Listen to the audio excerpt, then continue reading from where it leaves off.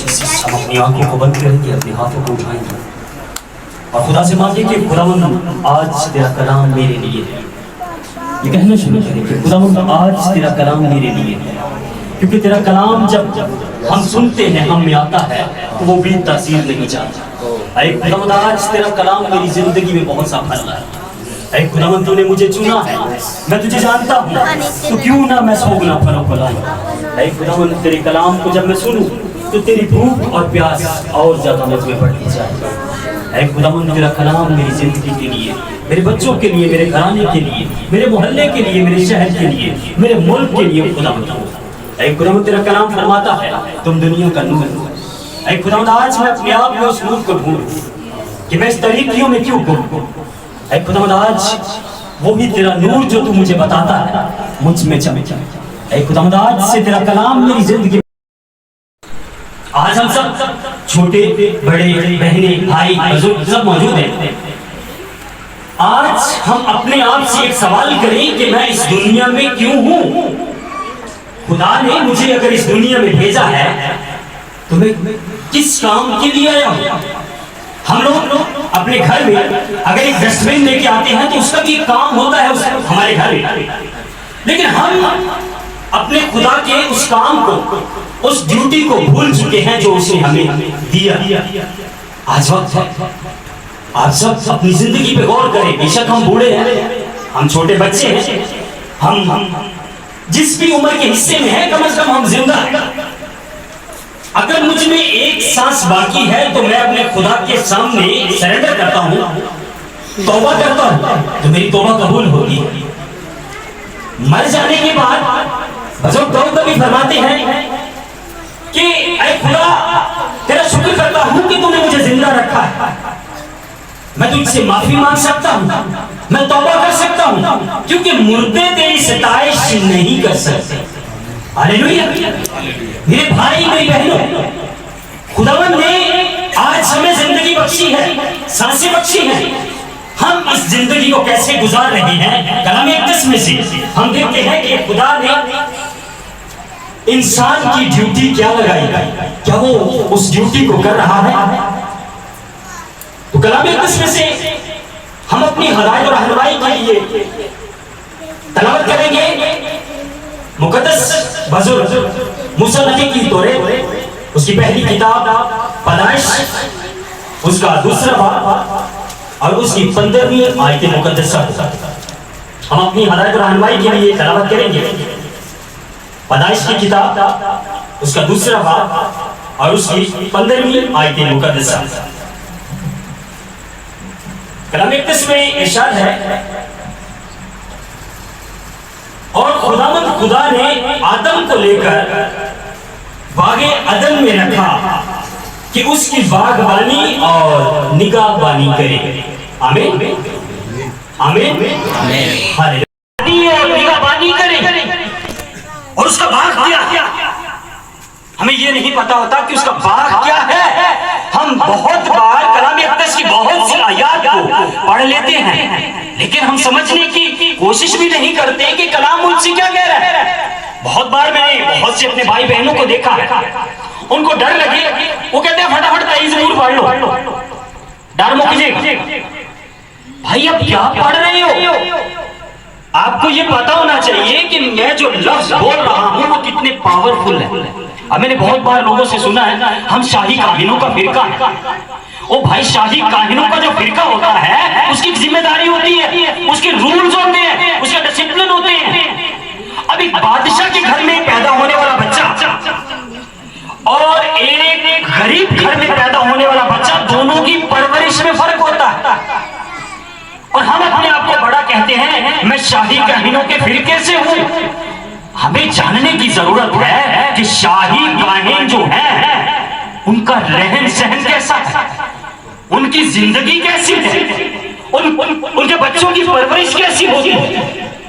एक बात जो सच्चाई है, और मैं आप सबसे ये जरूर कहना चाहूंगा मेरे भाइयों मेरी बहनों, हम अपने बच्चों को खुदावंद के कलाम की तालीम नहीं देते। ये सच्चाई है, क्योंकि हम कलाम में एक बात देखते हैं कि कलाम का अकाल पड़ जाएगा। कितनों को पता है इस बात का? जरा हाथ दिखाइए। हाँ, हम सबको पता है कि कलाम का अकाल पड़ जाएगा। कभी हमने ये सोचा है कि अकाल कैसे पड़ेगा? मैंने अपने बुजुर्गों से सुना कि कलाम का अकाल जो है वो पड़ेगा, बाइबल मुकद्दस आपसे उठा ली जाएगी, आपके पास नहीं होगी, ये आसमान पर लेके जाया जाएगा। इसलिए कलाम का अकाल पड़ जाएगा। मेरे भाइयों, मेरी बहनों, आज मैं इस बात को आपको बताना चाहता हूँ, हम में कलाम का अकाल कब पड़ता है? अगर मैं तालीम खुदा की अपने बच्चों को नहीं देता, मेरे बच्चों को तालीम नहीं होगी। अब मेरे बच्चों के जब बच्चे होंगे, उनको बिल्कुल नहीं पता होगा कि कलाम क्या कहता है, खुदा कौन है, बदी क्या है और अच्छाई क्या है। हमें आज फिक्र करने की जरूरत है कि मैं अपने बच्चों को खुदा के कलाम की तालीम दे रहा हूं, ये बागबानी है। हम कई बार सोचते हैं कि बाग वही होंगे जिन्हें किलियां से लगे होंगे, जिन्हें दरख्तां नूं फल फूल लगदा, वो बाग होंगे इंतजार कर रहा है। और इसकी जिंदा मिसाल है कि अगर हम ईमानदार हैं तो हमारी मौत के बाद हमें हमारा यीशु नजर आएगा जो अपनी बाहें फैला के खड़ा है। क्योंकि स्तिफनस को वो खुदा के साथ वफादार था, उसको खुदावंद यीशु मसीह अपनी मौत के वक्त नजर आया। लिखा है कलाम में कि मैं खुदावंद यीशु को खुदा बाप के दाहिने हाथ खड़ा हुआ और अपनी बाहें फैलाए हुए देख रहा हूं। और अगर एक गुनहगार की मौत हो तो वो क्या देख सकता है? आज हमें इस बात को जानने की जरूरत है कि मेरी जिंदगी में क्या मैं खुदावंद यीशु का दीदार कर सकता हूं? क्या मैं उसके हुक्मों के मुताबिक अपनी जिंदगी गुजार रहा हूं? अगर नहीं तो वक्त गुजरा नहीं है, आपके पास वक्त है। आप आज ये फैसला कीजिए कि खुदावंद मुझसे क्या चाहता है, वो मुझसे क्या तकाजा करता है। वो मुझसे और आपसे ये कहता है कि खुदावंद तुझसे इसके सिवा और क्या चाहता है कि तू अपने खुदा का खौफ माने। अब हम पढ़ लेते हैं, लेकिन हमें पता नहीं कि खौफ है क्या।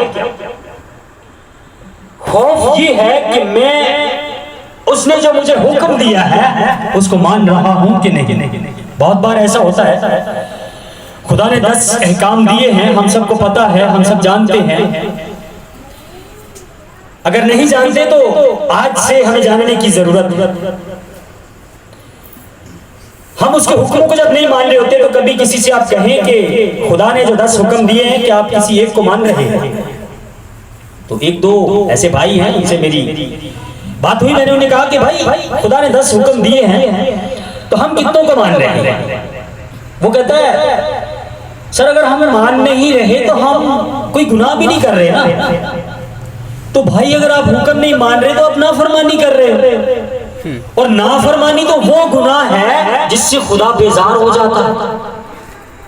आप उसकी बात को जान रहे हो, समझ रहे हो, फिर आप नहीं मान रहे तो क्या उसको गुस्सा नहीं आएगा? अब मुझे अगर पता है कि मेरा बाप बैठा है, उसको पानी पीना है, ठीक है, उसने मुझे हुक्म दे दिया कि बेटा मुझे पानी दे। अब मैं सुन भी लिया है मैंने कि मेरे बाप ने मुझे कह दिया कि बेटा मुझे पानी दे, और मैं उसको दे भी नहीं रहा, तो मैं ये कहूं कि मैं अगर नहीं पानी दे रहा तो मैं बुराई तो नहीं कर रहा, तो ये नाफरमानी है ना? बिल्कुल। तो मेरे भाइयों, मेरी बहनों, हमें इन बातों को जानने की जरूरत है। कलामी अक़दस का एक एक लफ्ज आप में जान डालता है। आमीन, हालेलुया, हालेलुया। मेरे भाई, मेरी बहन, आज मुझे और आपको जागने की जरूरत है। हम सो के जिंदगी गुजार रहे हैं। खुदावंद का शुक्र है, मेरे भाइयों ने बहुत अच्छी अरेंजमेंट की है, बहुत अच्छा यहाँ पे सारा सेटलमेंट है, और मेरी बहनों के लिए, मेरे भाइयों के लिए खुदावंद का शुक्रगुजार हूँ कि उसने आपको फराहम किया। और आप आज जिस कलाम को सुन रहे हो मेरे भाई, मेरी बहन, इसको अपने ज़हन में रखिए, अपने बच्चों को दीजिए, ताकि हमारी आने वाली नस्लों में अकाल ना पड़े।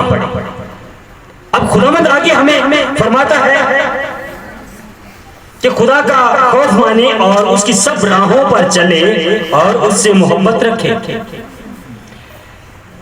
अब हम उसकी राहों पर चले और उससे मोहब्बत रखें। जब हम राहों पर चलेंगे तो हमें ऑटोमेटिक उससे मोहब्बत हो जाएगी।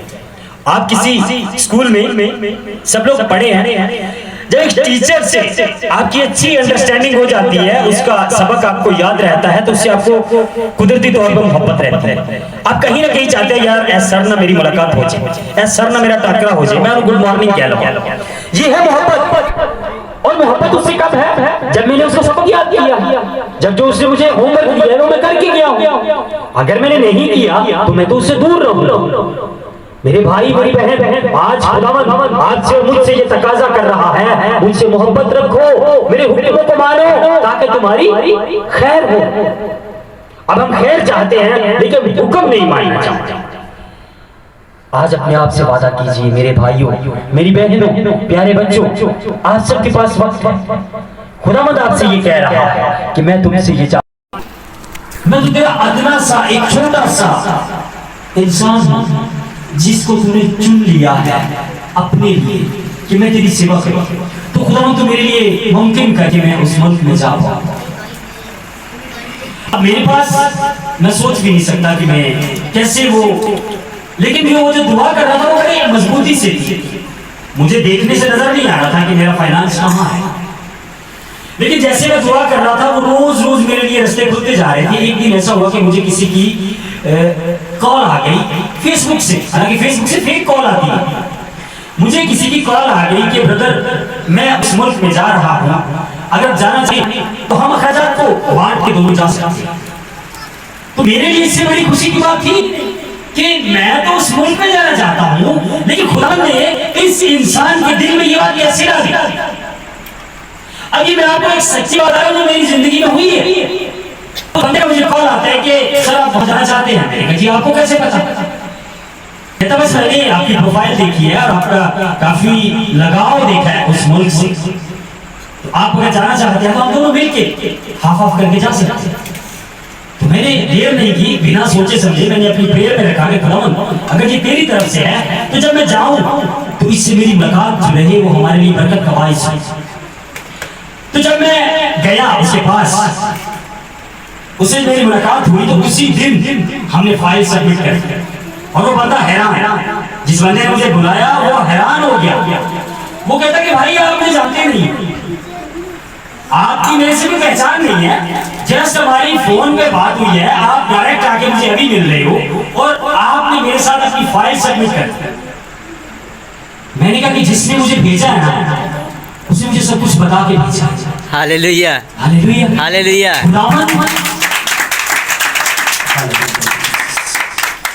खुदावंद जब आपके लिए करता है ना तो आपको ज्यादा सोचने की जरूरत नहीं पड़ती।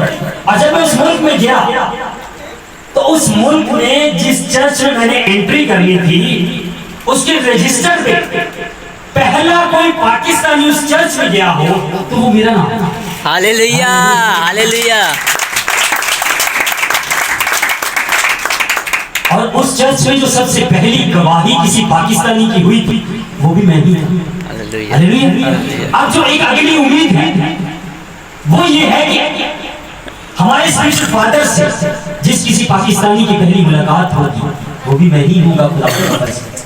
आमीन, आमीन, हालेलुया। मेरे भाई मेरी बहन, उम्मीद आपके लिए बहुत कुछ पैदा करती है और हम अक्सर देख के चीजों को, अपनी बातों को सामने रख लेते हैं कि नहीं जी दिशा दे हमें लग गया है, उम्मीद कितना हो सकता।